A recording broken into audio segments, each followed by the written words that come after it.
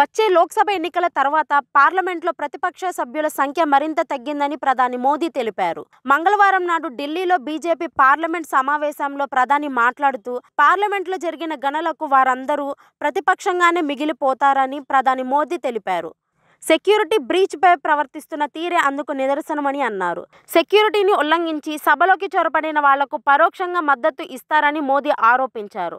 ఈ మధ్య జరిగిన 5 రాష్ట్రాల అసెంబ్లీ ఎన్నికల ఫలితాల్లో వారందరూ నిరాశ చెందారని, అందువలనే పార్లమెంట్ ఉభయ సభలో గందరగోళం సృష్టిస్తున్నారని మండిపడ్డారు. కాంగ్రెస్ కూటమి నేతలు బీజేపీ గద్దె దించడమే టార్గెట్గా పనిచేస్తున్నారని, తాము మాత్రం దేశ నిర్మాణమే లక్ష్యంగా ముందుకు వెళుతుందని మోదీ తెలిపారు. బీజేపీని పడగొట్టడమే లక్ష్యంగా కొందరు ఏకమవుతున్నారని తెలిపారు.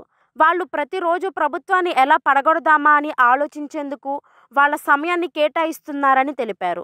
బీజేపీ మాత్రం దేశ ఉజ్వల భవిష్యత్ అభివృద్ధి కోసం ఎల్లప్పుడూ కృషి చేస్తుందని అన్నారు. ప్రతిపక్ష సభ్యులను ప్రతిపక్షంలోనే ఉంచాలని దేశ ప్రజలు కూడా కోరుకుంటున్నారని తెలిపారు. 2024 లోక్సభ ఎన్నికల తర్వాత పార్లమెంట్లో బీజేపీ సభ్యుల సంఖ్య మరింత పెరుగుతుందని మోదీ తెలిపారు. రాబోయే రోజుల్లో కీలక బిల్లులు చర్చలు వస్తాయని, బీజేపీ ఎంపీలు తప్పనిసరిగా సమావేశాలకు హాజరు కావాలని ప్రధాని మోదీ తెలిపారు. ప్రజాస్వామ్య నిబంధనలను పాటించాలన్నారు. 2024లో తొలిసారి ఓటు వేయబోతున్న యువత బీజేపీ హయాంలో జరుగుతున్న అభివృద్ధి మాత్రమే చూశారని, 10 ఏళ్ల క్రింద వరకు కాంగ్రెస్ చేసిన మోసాల గురించి వారికి తెలిసుండకపోవచ్చన్నారు. వారికి దీనిపై అవగాహన కల్పించాలని బీజేపీ నేతలకు మోదీ సూచించారు.